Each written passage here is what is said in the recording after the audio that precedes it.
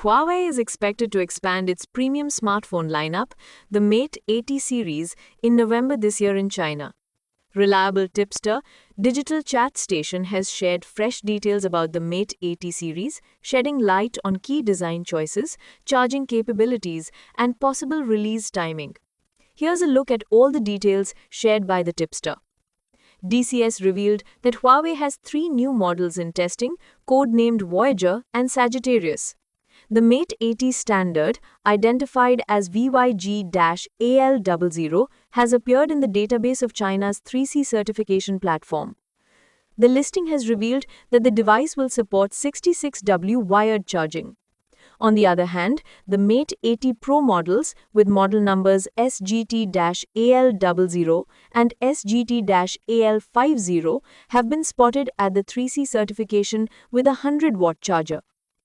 DCS revealed that the Mate 80 series' engineering prototype unit reportedly comes with a central circular camera housing. Accompanying it is a dual-color temperature bar-style flash placed towards the upper left and a symmetrical bar-shaped sensor on the top right. A multi-spectral lens is said to be integrated along the center axis beneath the primary setup.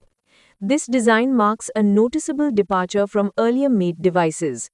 In terms of release schedule, DCS indicates that the launch is tentatively planned around November, though Huawei has not officially confirmed a date yet.